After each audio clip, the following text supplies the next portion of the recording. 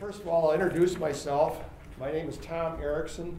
I'm CEO of Ultimed. We're a medical device company based out of St. Paul. We have manufacturing in some other locations in western Twin Cities.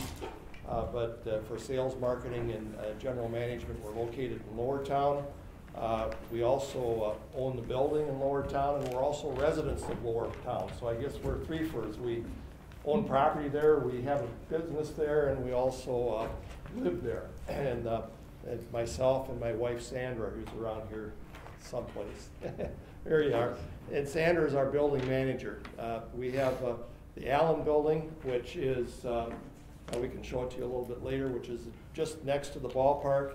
And in the process of having the Allen building over time, we've had what seemed to us at the time little problems with the city for one reason or another. And Dave Thune is sitting here just to the left of me, to the right of you, and he's been just absolutely fantastic.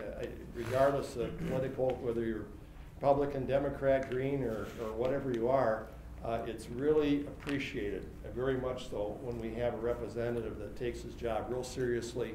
And if you come to him with a problem or something doesn't work right or whatever, he and his staff are right on it. And I understand Dave is not running again this fall, and I just hope that whoever replaces him is half as good as Dave. And so when we started running, and this, I mentioned our problems before seemed big, but now they seem small compared to this one. And how it started off was, of course, everybody knows about the ballpark and supporting the ballpark. It seems like a great idea. We were in favor of it. It seemed like a wonderful thing to do, and it wasn't just until maybe our negligence or whatever, until a couple of months ago that we discovered that we were losing the parking for our building, and about the same time the Rayette was closing down. That's the other parking for our building in Lowertown, and there was nothing to replace it. We looked at the ballpark plans and it just didn't. Oh my God! We all of a sudden came from looking forward to something happening to just almost being scared about it. And we talked to other people in the neighborhood, and they had equal concerns, and that started off the project here a couple of months ago on some warm weather days in January when we had that heat wave in January, if you remember that. And we started walking around the property over there and came up with the idea as we looked at the Gillette building. We thought, why in the world are they tearing this thing down? Look at that basement in particular we kind of focused in on. We were aware of how it was constructed and what was under there, and we took some measurements of the building and just concluded that this thing could hold over 600 cars in the lower level. If you just had a single level parking, not even some years later, if you need more, it's deep ceilings, so you could put another level. We're not talking about that for right now, but it's a massive area, and we thought, why not use that and put the ballpark on top, because that building is built so tough. So we were thinking along these lines and wondering why this didn't happen, and then we met Bill Hosko. And Bill, we found out, I didn't even know Bill 2 months ago, and all of a sudden I've begun to know him quite well. And we found out that Bill and his activism around downtown St. Paul had been talking about this for a couple of years. And he, independently of us, said, what are they doing with this building here? It has a lot of opportunity. And so we kind of merged forces and add some suggestions. Bill's done a lot of changes to his plan. I think maybe a couple of years ago they called it Hosko's plan, and now I think it's probably a neighborhood plan, yes, with all the input that it's received. And it's just one plan. There can be other plans, but it does incorporate the incorporation of the Gillette building. We're on a time path here right now. Like I said, it just has us scared to death. Starting in the 1st of April, part of the Gillette parking lot's going to be closed, and they're going to use that area that they're closing for starting to demolish the Gillette building and bringing in sections of it into that area to transport it out. And we became very worried about it, because once it's like going over a waterfall in a barrel. Once you've started down over the thing, it's too late to say, hey, let's reverse this thing. I mean, it's just really a irreversible thing. We think an irreversible opportunity, and we started calling out to, hey, somebody look at this. This thing we're ruining the opportunity of Lowertown here. It's a great idea, but let's kind of revisit this thing. And frankly, it's been quite a disappointment. This is why we're having this meeting here today. there are two committees going on. There's the city has a parking committee and they have a ballpark committee, which it's difficult for people like yourself or us to have any input in. It's very little time at the end, and then we were told by the ballpark committee that we couldn't talk about parking. We had to go to the parking committee and went to the parking committee and we were told we can't talk about putting parking in the ballpark because that's the ballpark's domain. So we're like a ping pong ball going back and forth. It's the truth. And not getting anything done. And this, frankly, is the reason why this meeting was said, we'd like to have a meeting unlike what the city has had. A real community meeting. And we're going to try to keep this thing short. In other words, we hope to have an hour and a half here from 7 to 8:30. We started a little late. But we're going to try to roar through this thing, not cover this thing as intensively as we all could, and let you people have the last half of the meeting, hopefully the last 45 minutes, or we'll be here till midnight if you want to be here. But at least for those of you that have other things scheduled, or hockey game or whatever you're going to tonight, just we're going to try to leave the last half for questions from you people. The objective what's our goal on this thing? Our goal is to stop demolition of the Gillette building. We think this thing is going on a fast track. We want everybody to sit back and take a few breaths and count to 10, do some studies which have never been done to find out the feasibility of this thing and other ideas rather than race to do something that once you've started, like I say, it's like off the falls in that barrel and you just can't turn around and go backwards. And our two objectives are... I'm going to interrupt you real quick. We may... apologize, the microphones weren't here. There was two handhelds, came in at 4 today, and they weren't working. We may have two now. Megan's going to try to put them on, perhaps Tom and Dave. Well, I'll try to get, because like I said, we're racing through this thing, and I already think I've burnt up my time. But our two objectives is to replace the lost parking. That's number one. That's what got us going in the first place. But then the other thing, and the thing that Bill has been working on for a long time, and other people in the neighborhood, is to try to maximize the economic activity of Lowertown. In other words, whatever is put in that spot, it's just not a seasonal baseball facility, but it's built in such a way that it offers a lot more opportunity year-round, and that'll really help. So we're parking in the opportunities. These are the two things, and we're going to have some speakers come up right after me that are quickly, in 5 or 6 minutes, going to address some of their issues with parking, and then we're going to go to the activity. Could you put up that second picture here, just for a second? So you guys know what we're talking about, the other one. The next one. That's a view from the top of Gaultier Plaza over at the site. Yeah. Behind us, the Lafayette Bridge. 94 is heading up to the north, out to the east towards 3M. Yeah, this is the next one. This right here, the reason why I've got this is that it kind of, you can visualize in your head again very quickly here. This is what the Gillette building, you've all seen it, but I talked about the lower level for parking. The Gillette building, when it was built back in the 1960s, we've been told, I don't know if this is for sure, but that this was the largest pre-stressed concrete building built in the United States. It's got over 200,000 square feet on 3 concrete floors. It's got concrete pilings in here that run up from the ground all the way up to the ceiling, every 27 feet. I mean, literally, you know, they say if you dropped a nuke on St. Paul, the one building that would be standing is this one. It is really built tough. It's built for trucks to actually come in and park on it. You can see a big truck loading thing here. This is a 26 height. And this area right here, this thing, which goes all the way to the end of the building, it's a big vacant space. Tim Hughes will come up later. He's been in there. He's seen it. And it's just like, it's built. It's a parking lot that's built. And other than the fact that you need to put some, you know, a ramp and an area to come in on Broadway, but other than that, it's really almost built. And so this is what we focused in on, and this, of course, is what others have focused in on. Is how about the rest of this? And the concept that Bill is going to get into in much more detail is, rather than knocking this whole thing down, is sculpting, if you will, the ballpark on the adjacent ground here. By the way, this is the parking that's all being lost. 335 slots on here, and also on-street parking there. And that's what we're losing. But the concept is to, and Bill will get into it. But like I say, I got this here so when we talk about the lower level parking, This is what we're talking about here, and this is what Bill and others are going to be talking about for economic development for the Lowertown community going out into the future. And so with that, what I'd like to do is jump into the parking thing, and Matt Gross, oh, hold it, no, Chuck.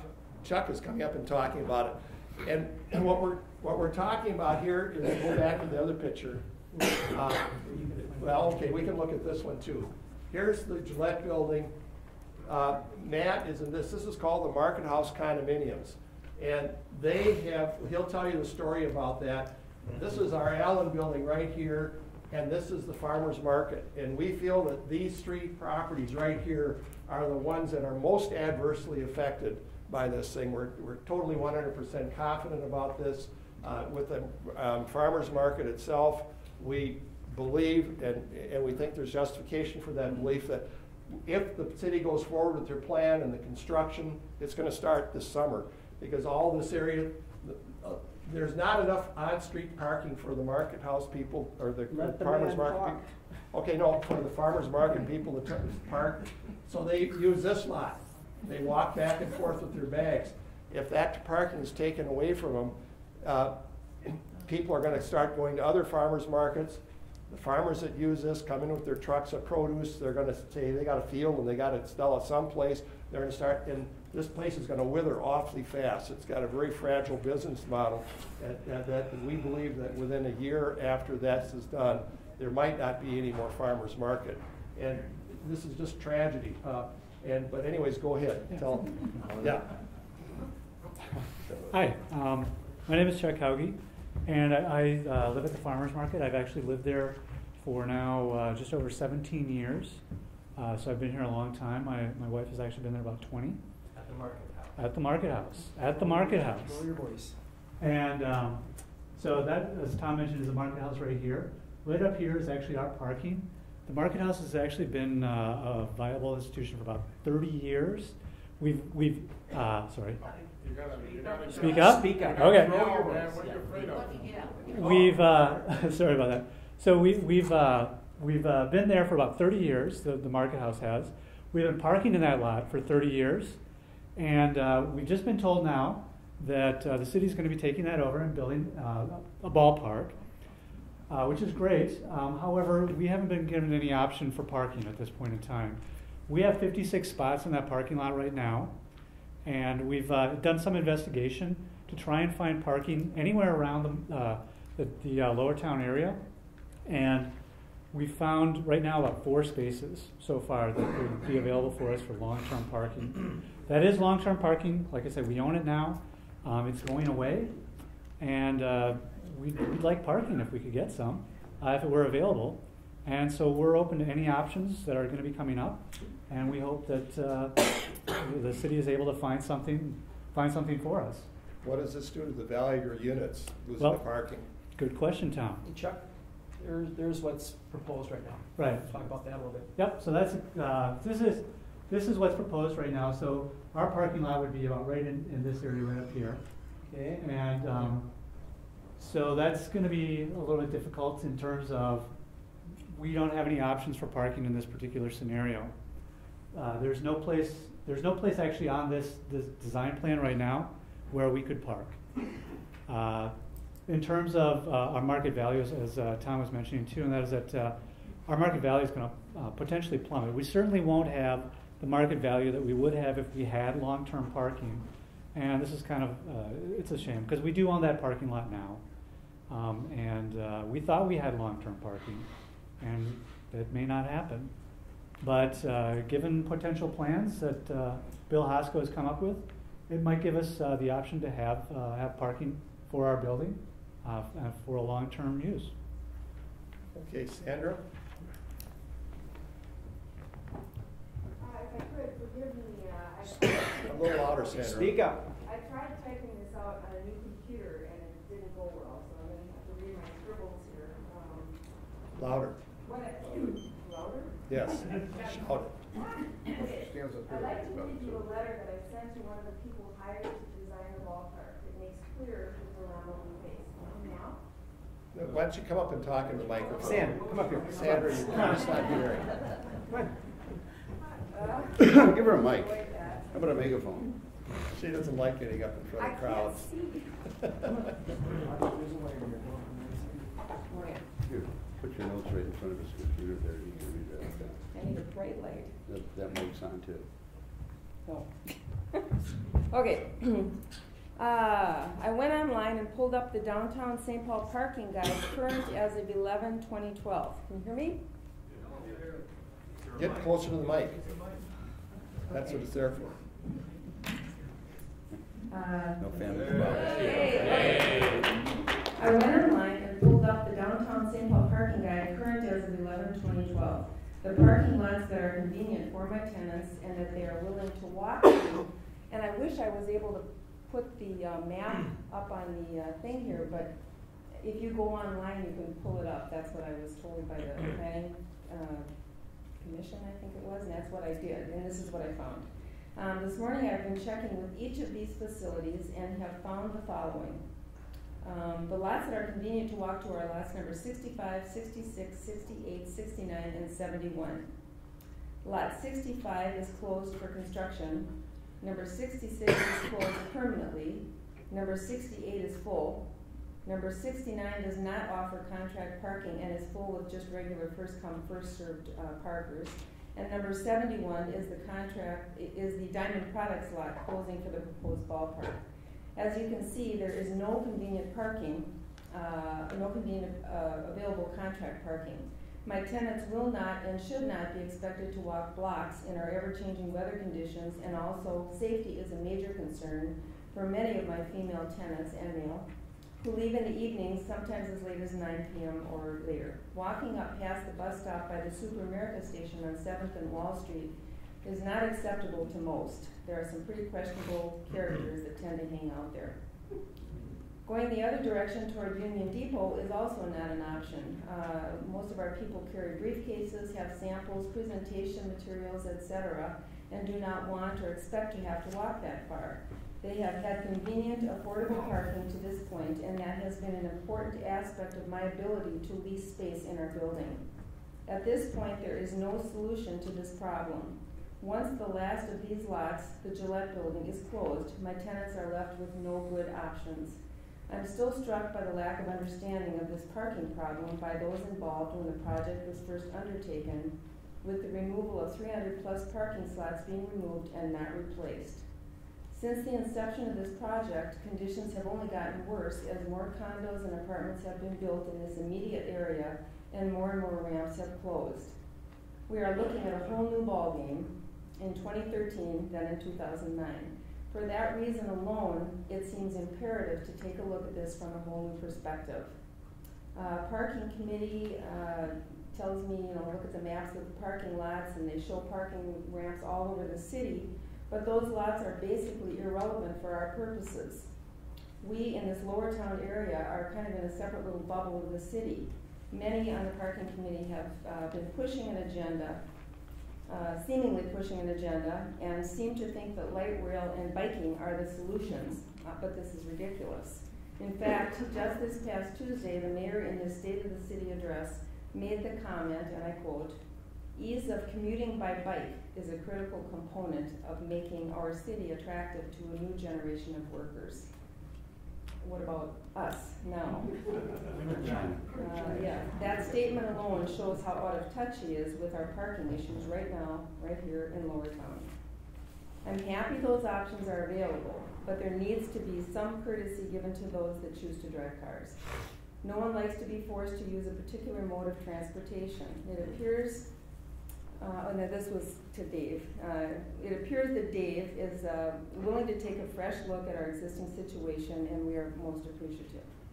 Our property value is at stake, and the viability of attracting new tenants is gravely affected by this lack of safe, convenient parking. And then I'll just take one more minute and just read a couple other comments from another letter that I had written. I believe we offer a strong case for the parking issue that doesn't leave much room for argument. Our ability to attract new tenants is being severely affected. Consequently, our building value stands to be significantly reduced with the loss of this parking. My tenants' businesses will also be severely compromised by not having convenient parking to offer to their employees. Market house condo owners will lose value for their properties as well, and survival of the farmer's market depends on convenient parking. The dog park is also going away. I think that's an issue for many. There's another fact that cannot be denied. Replacing parking spaces for those being taken away was never part of the task given to Ryan Construction and Nelson Tietz and Hoy. The Lowertown parking situation has changed so significantly since they were hired as a design team to build a ballpark that it feels, as I said before, imperative that they take a fresh look at this situation. Any willingness to include parking in their plan to this point has not been shown, and I feel that unless they are directed to do so, their design plan will continue as originally planned at our expense. Thank you. And it was a great letter that she put there, I thought. But now we have to hustle on and try to get this on in a time frame. And next it's going to be Bill Hoskell, and he's going to put together a presentation. Okay, go ahead. Before I begin, again, sorry about the microphone. We came in here yesterday. They showed us 3 microphones, came in at 4, and there was only 1. I apologize. Dave, you've not said any words yet, if you'd like to. And then you are not, your term is not up this fall. It's up in 2 years, right? Yeah, 2.5 okay. years. Yeah. Some people are counting.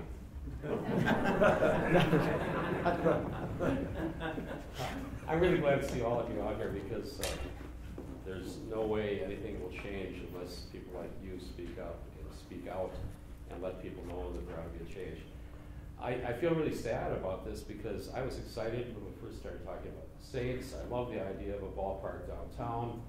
Unfortunately, this project was not started, just like earlier this year, and include citizen participation in the design. It was started about 2 years ago, and as I can't remember if it was Bill or whoever said, parking was not included as one of the tasks that the people designing this ballpark were asked to do. And it's obvious.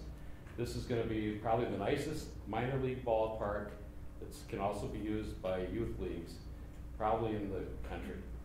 But as far as what this does to the neighborhood it sits in, it actually brings nothing to Lowertown, and in fact exacerbates the problems that we have with parking.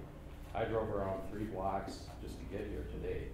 Parking has really become a premium downtown, and especially in Lowertown, because of some of the changes we've made, some of the construction we've done, but also some of the choices we've made to expand the streets used to bikes and buses and light rail. But now on top of that, if what we do is remove hundreds and hundreds of parking spots, what we're doing is a huge disservice to the people who live here and the people who work here and the people who have jobs that make the jobs here.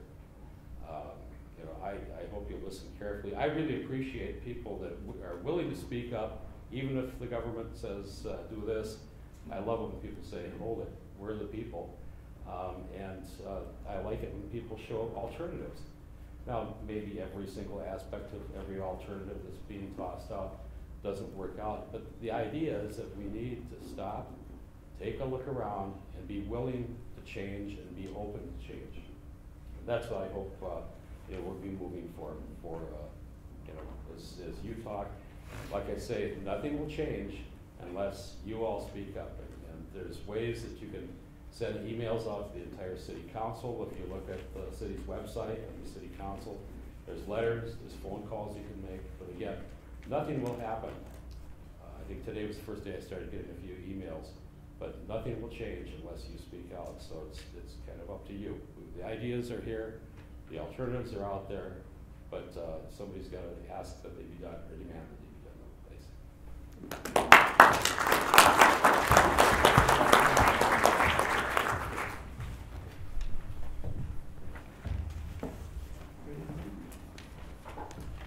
I do want to say thank you for coming tonight. 2 years ago, December of 2010, somebody slipped one of the first conceptual illustrations of the city's proposed ballpark under my gallery door. I don't know who that was. And I looked at it, and maybe there's ways of making this better. So in January of 2011, I did the first site plan and a perspective drawing. And since that time, over my lots of conversations with countless people, city staff, even the Saints, the idea has slowly grown, and then more recently it's grown significantly to include this large amount of parking on the lower level of the facility. This is all attainable, it really is. I'm about to show you a video that I helped put together with a young man last summer. So now realize that parking has changed in the lower level. I'll go through that after the video is done, but you might enjoy this. And there are napkins outside now if you need them after your popcorn.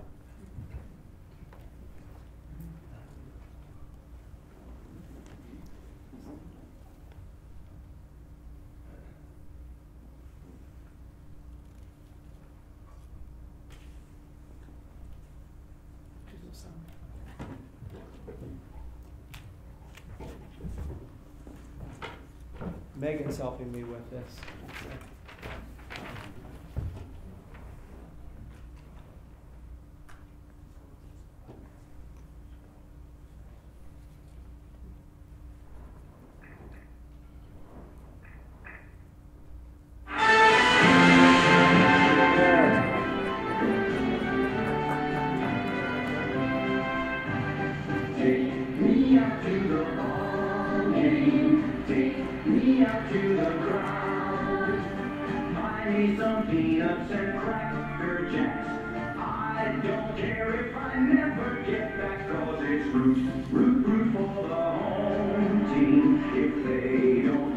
Community input will help determine the actual design.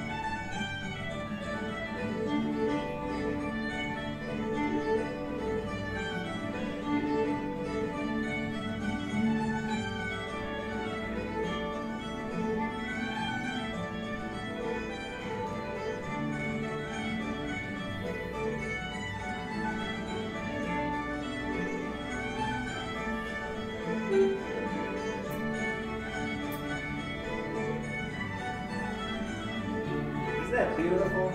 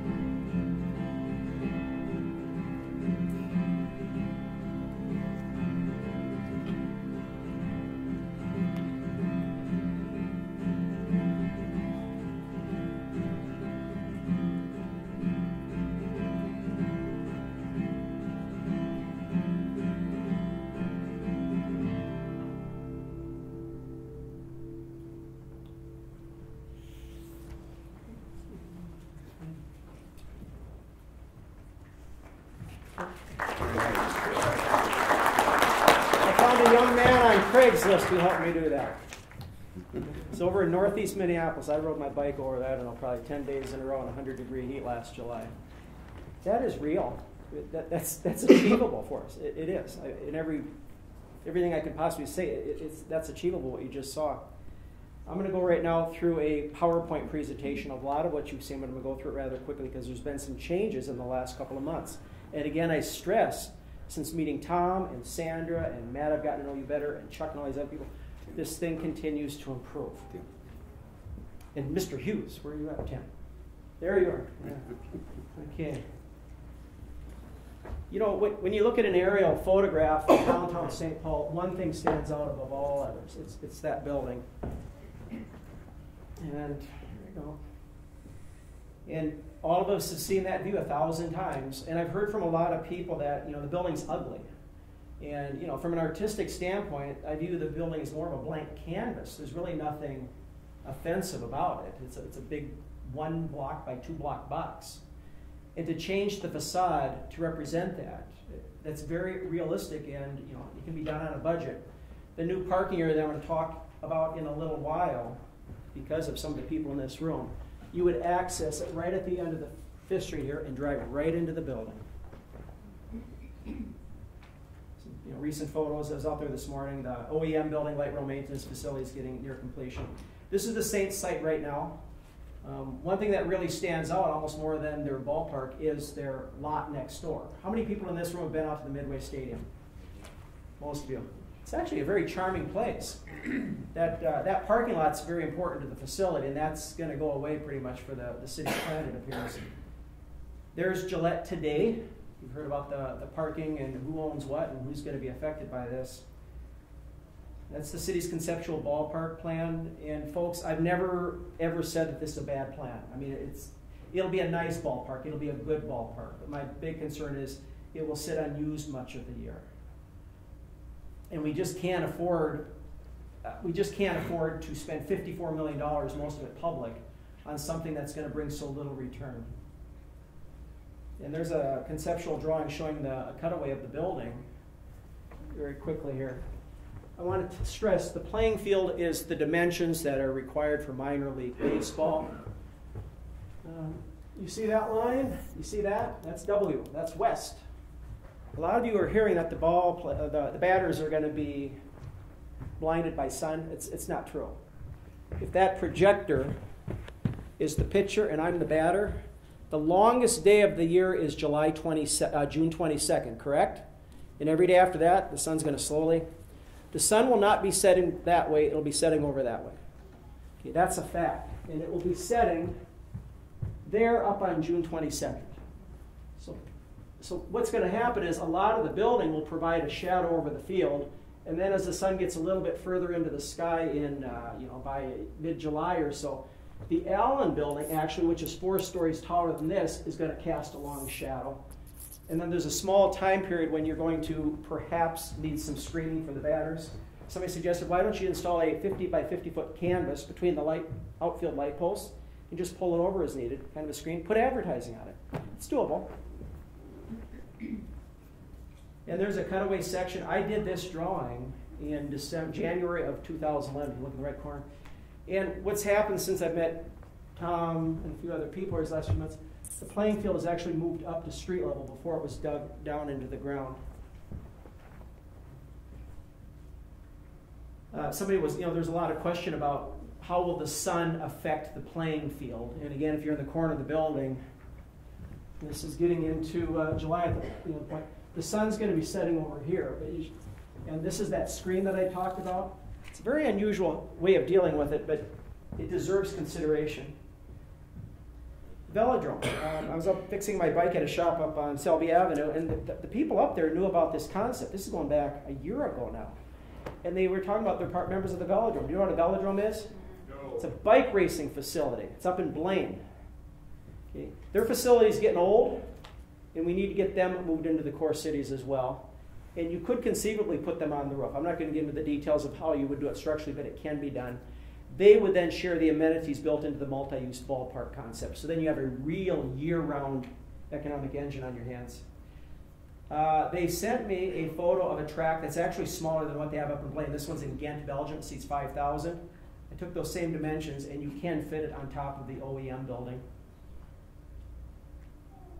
And here we're getting back to the Gillette building again today. And that's where that parking would go into. How many of you know about the Holiday Inn across from the XL Energy Center? Okay. Do you remember what that used to look like before Holiday Inn bought it? It looked like the offspring of this building. It was concrete. There was little stripes through the concrete. I remember people said the building's ugly, tear it down. Well, Holiday Inn got a hold of it. They changed the facade and doubled the room rates. It's a big success. So that building has a lot of potential. There's an elevation. You know, I attempted to share this with Mayor Coleman 2 years ago. He wouldn't look at it. That's the truth. He would not look at it. And that's a sad thing, I think, for this city. But I then did meet with Mike Beck of the Saints 2 years ago next month to talk about it. He actually loved the concept. I think politics have changed things a little bit since then. But one thing about that building I want to tell you about is this is the side that faces the Lafayette Bridge. You've all seen it. The level of the Lafayette Bridge coming past is right about there. Okay. Look at the huge billboard opportunity for whoever goes in there. You know, the Saints. I just remembered, is there a Mr. Masood Yunus in the audience here?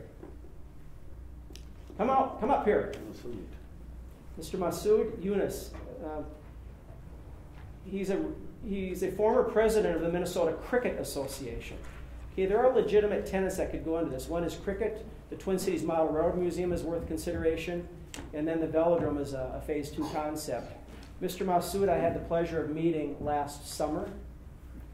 And he's going to talk to you a little bit about the value he sees in this concept. Nice to see you.